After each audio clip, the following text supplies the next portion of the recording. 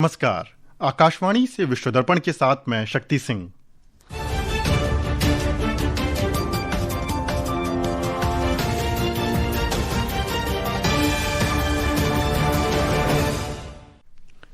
मुख्य समाचार। भारत और फ्रांस ने द्विपक्षीय संबंध विशेष वैश्विक रणनीतिक साझेदारी तक बढ़ाए। दोनों देशों ने महत्वपूर्ण खनिज, रक्षा और नवीकरणीय ऊर्जा सहित प्रमुख क्षेत्रों में 21 समझौते किए। प्रधानमंत्री नरेंद्र मोदी और फ्रांस के राष्ट्रपति इमैनुअल मैक्रों ने मुंबई में द्विपक्षीय वार्ता की। कर्नाटक के वेमागल में H-125 लाइट यूटिलिटी हेलीकॉप्टर विनिर्माण की भारत की पहली असेंबली लाइन का उद्घाटन किया। इलेक्ट्रॉनिकी और प्रौद्योगिकी मंत्री अश्विनी वैष्णव ने कहा, AI समिट में आर्टिफिशियल इंटेलिजेंस, बुनियादी ढांचा और प्रौद्योगिकी में भारत की वैश्विक पहचान स्पष्ट रूप से दिखाई दे रही है। बांग्लादेश में बांग्लादेश नेशनलिस्ट पार्टी के नेता तारिक रहमान ने देश के नए प्रधानमंत्री पद की शपथ ली। ईरान और अमेरिका ने जिनेवा में दूसरे दौर की परमाणु वार्ता की। ईरान ने कहा, दोनों देश मुख्य सिद्धांतों पर सहमत।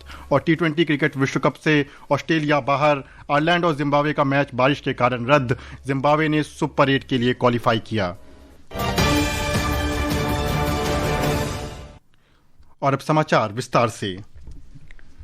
प्रधानमंत्री नरेंद्र मोदी ने आज फ्रांस के साथ विशेष वैश्विक रणनीतिक साझेदारी शुरू करने की घोषणा की। दोनों देशों ने रक्षा, ऊर्जा और महत्वपूर्ण खनिज सहित प्रमुख क्षेत्रों में 21 समझौता ज्ञापनों पर हस्ताक्षर भी किए। प्रधानमंत्री नरेंद्र मोदी ने भारत फ्रांस के रिश्तों को तेजी से अनिश्चित होती दुनिया में वैश्विक स्थिरता के लिए एक ताकत बताया।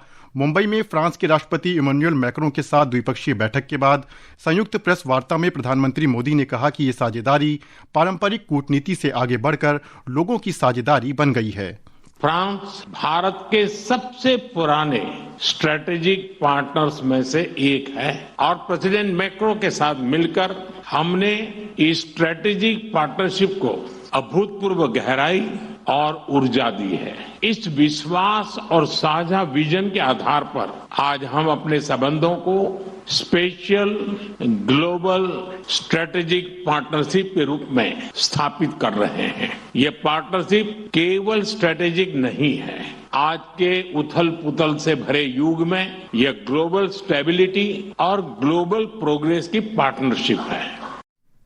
प्रधानमंत्री ने भारत में Airbus H-125 helicopter assembly line के उद्घाटन को make in India, make for the world vision का बड़ा उदाहरण बताया।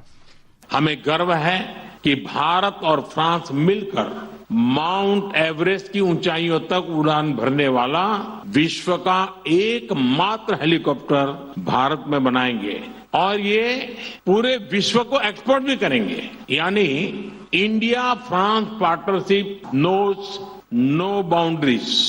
It can reach from deep oceans to the tallest mountain. Shri Modi ने हाल ही में यूरोपीय संघ के साथ व्यापार समझौते का जिक्र करते हुए फ्रांस को हिंद महासागर क्षेत्र में एक जरूरी साझेदार बताया। वर्ष 2026 भारत और यूरोप के संबंधों में एक टर्निंग पॉइंट है। कुछ ही दिन पहले हमने यूरोपियन यूनियन के साथ भारत के इतिहास का सबसे बड़ा और महत्वाकांक्षी फ्री ट्रेड एग्रीमेंट किया। यह फ्री ट्रेड एग्रीमेंट भारत और फ्रांस संबंधों में अभूतपूर्व गति लाएगा। राष्ट्रपति मैक्रों ने कहा कि भारत फ्रांस का रिश्ता आपसी भरोसे के ऐसे स्तर पर पहुंच गया है जो आज दुनिया में अनोखा है। श्री मैक्रों ने कहा कि भारत वैश्विक नवाचार में भाग ही नहीं लेता बल्कि इसका नेतृत्व भी करता है। भविष्य के बारे में बात करने से पहले मैं वर्तमान के एक तथ्य से शुरुआत करता हूं, जिसे कम नहीं आंका जाना चाहिए। अल्फाबेट के CEO भारतीय हैं, माइक्रोसॉफ्ट के CEO भारतीय हैं, IBM के CEO भारतीय हैं, एडोब के CEO भारतीय हैं, एडोब ऑल्टो नेटवर्क्स के CEO भारतीय हैं, नोवार्टिस के CEO भारतीय हैं और फ्रांस के सबसे प्रतिष्ठित ब्रांड्स में से एक चैनल की CEO इसी राज्य के कोल्हापुर की लीना नायर हैं। इसलिए भारत वैश्विक नवाचार में सिर्फ भाग ही नहीं लेता बल्कि इसका नेतृत्व भी करता है। भारत फ्रांस नवाचार वर्ष का शुभारंभ करते हुए श्री मैक्रो ने कहा कि दोनों देश अब सिर्फ सामान ही नहीं बल्कि आइडिया का व्यापार भी करते हैं। इससे पहले दिन में प्रधानमंत्री मोदी और फ्रांस के राष्ट्रपति ने मुंबई में द्विपक्षीय वार्ता में रक्षा, सुरक्षा, व्यापार और सांस्कृतिक आदान प्रदान सहित कई विशेष क्षेत्रों में रणनीतिक साझेदारी पर चर्चा की। राष्ट्रपति मैक्रो ने मुंबई में ऐतिहासिक ताजमहल पैलेस होटल में 26 नवंबर 2008 को हुए आतंकी हमले के पीड़ितों को श्रद्धांजलि दी और आतंकवाद के खिलाफ लड़ाई में भारत के साथ एकजुटता प्रकट की।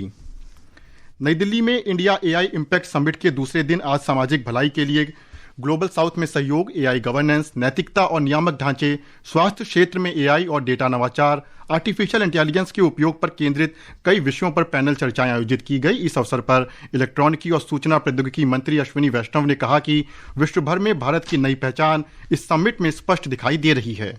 नौजवानों में बहुत उत्साह है एआई के लिए और जिस तरीके से यहाँ पर एनर्जी दिखाई देती है उस एनर्जी से स्पष्ट है कि विश्व भर में भारत की जो पहचान बनी है एआई के लिए, इंफ्रास्ट्रक्चर के लिए, टेक्नोलॉजी के लिए, जिस तरह से माननीय प्रधानमंत्री श्री नरेंद्र मोदी जी ने विश्व भर में देश की नई पहचान बनाई है वो एकदम स्पष्ट इस दुनिया के सबसे बड़े एआई समिट में दिखाई देता है।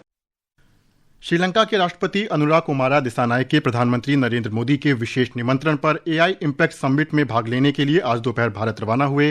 राष्ट्रपति दिसानायके बृहस्पतिवार को सम्मेलन को संबोधित करेंगे।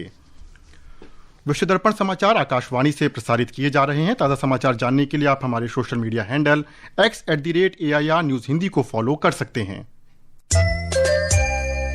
विश्व दर्पण में आपका फिर स्वागत है।